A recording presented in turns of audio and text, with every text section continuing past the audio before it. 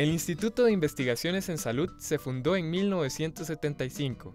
Es una unidad multidisciplinaria que desarrolla su actividad por medio de proyectos de investigación y está adscrita a la Facultad de Farmacia, Medicina, Odontología y Microbiología.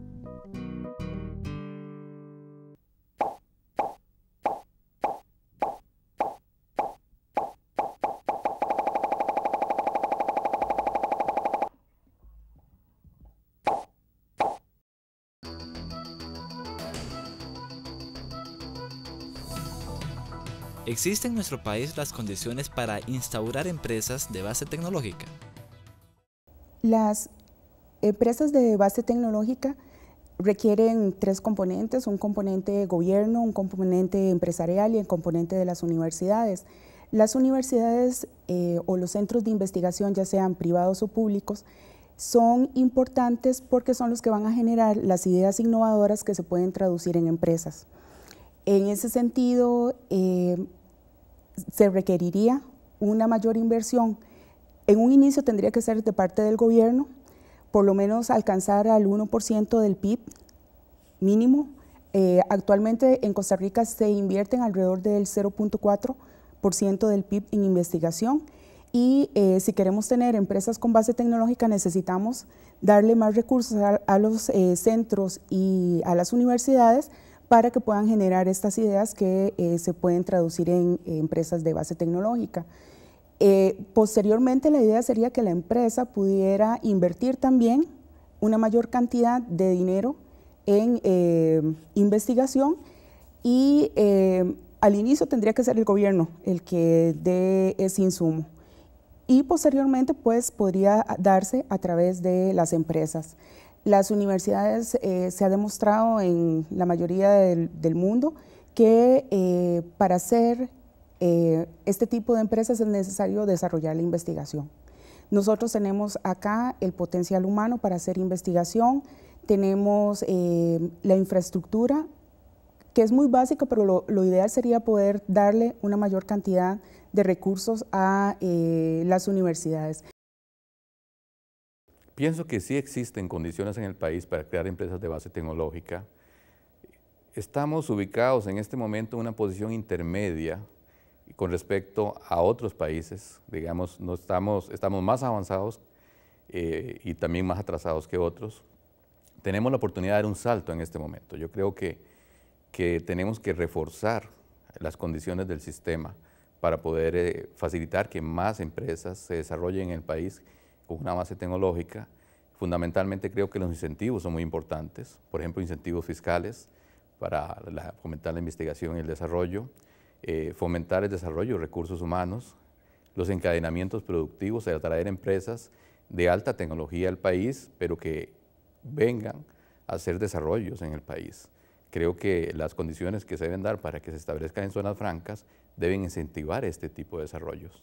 Ya no solamente buscar atraer empresas con la idea de generar trabajo, sino de generar desarrollo en el país. Ahí también tenemos que compensar que como sociedad debemos invertir más en la investigación y el desarrollo. Debemos crear fondos específicos para promover el desarrollo de posgrados, de maestrías, de doctorados, de técnicos especializados que en este momento el país no tiene. Creo que si hacemos todo eso tenemos un buen futuro. Hay en el desarrollo de la industria del software, por ejemplo, un gran potencial que hemos visto en los últimos años que han crecido y se han logrado proyectar con mucho éxito. De hecho, tenemos un liderazgo en América Latina en ese campo. Y creo que hay muchas otras oportunidades en la industria médica que se ha venido creciendo en el país. También hemos visto oportunidades interesantes en la industria electrónica, no solamente por la llegada de Intel, sino por otras empresas que han ido creciendo y han estado exportando y haciendo cosas interesantes.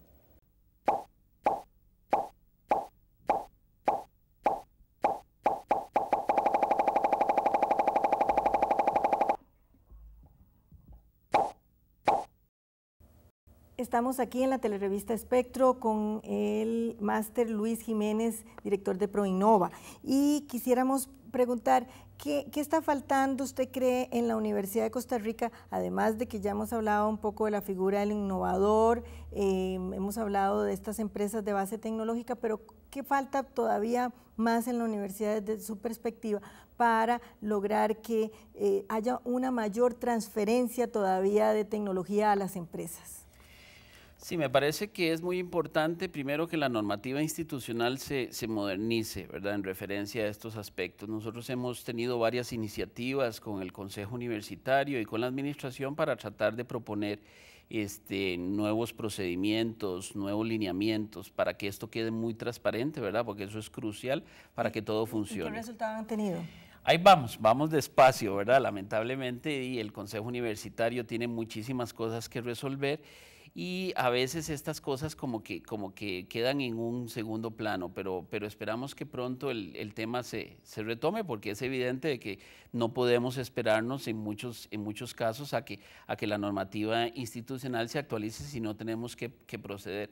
Lo que hemos optado es por hacerlo de acuerdo a las propuestas, a pesar de que no están vigentes, digamos, nosotros usamos ese marco de referencia, que son las propuestas que hemos hecho, para que el asunto sea razonable. Es decir, si vamos a crear una empresa de base tecnológica, pues asegurarnos de que esa empresa le va a reconocer a la universidad su participación en el desarrollo de las metodologías o de la tecnología.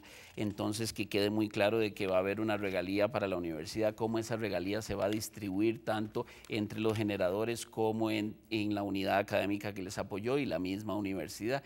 Ese tipo de detalles son muy importantes para que el proceso sea absolutamente transparente. ¿Esas regalías cómo se distribuyen a nivel de recursos? ¿Cuál es la política que se sigue? Porque tal vez habrá alguna gente que cree que es que la universidad está lucrando con eso y no entiende cuál es el mecanismo.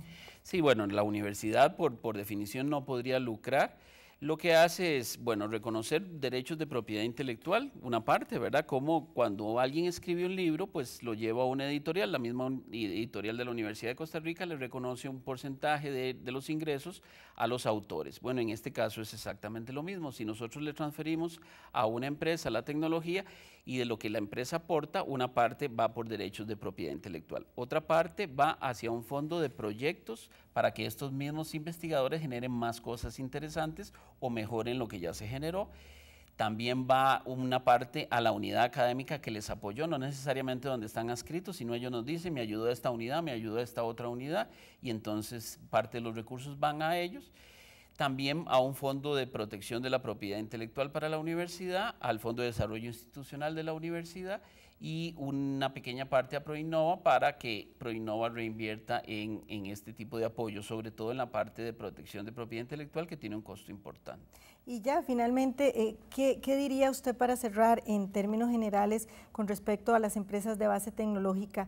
Que quisiera usted que el público se entere de lo que está trabajando la universidad, como a manera de resumen.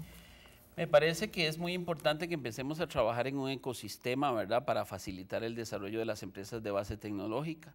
Iniciativas como la que emprende la Universidad de Costa Rica, específicamente don Henning Jensen, vicerrector de investigación, sobre la creación de un parque científico tecnológico, nos parece importante. Ahí podemos convivir con empresas que consideran que la ciencia y la tecnología son muy importantes, y probablemente nos va a ser más fácil transferir y colocar o en generar estas empresas que pueden ser proveedoras de empresas más grandes. Creo que los esfuerzos que hace el país a través de Procomer y de CINDE también para traer inversiones un poquito más sofisticadas, pero también más abiertas a participar desde el punto de vista de investigación y desarrollo con nosotros, es un aspecto importante. Es cuestión de mantener abiertas todas las posibilidades y recordar que una empresa de base tecnológica no solo viene de las ingenierías, de las ciencias básicas o de las ciencias agroalimentarias, puede venir de las ciencias sociales. Las empresas que creemos pueden ser empresas que no tengan fines de lucro, sino que sean empresas que se crean o organizaciones que se crean para resolver un problema social, que obviamente tiene que generar una actividad de gestión y que por lo tanto conviene que se cree este tipo de organizaciones.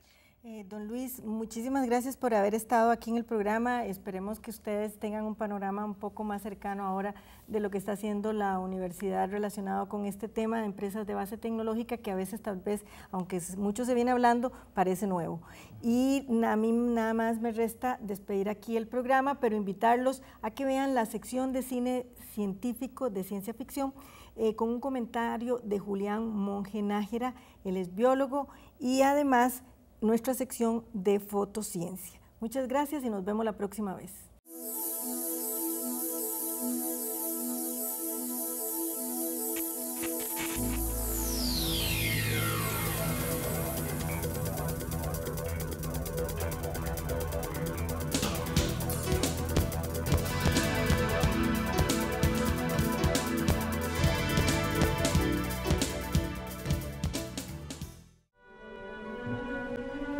Gracias, señor. Disfruten de su NDR.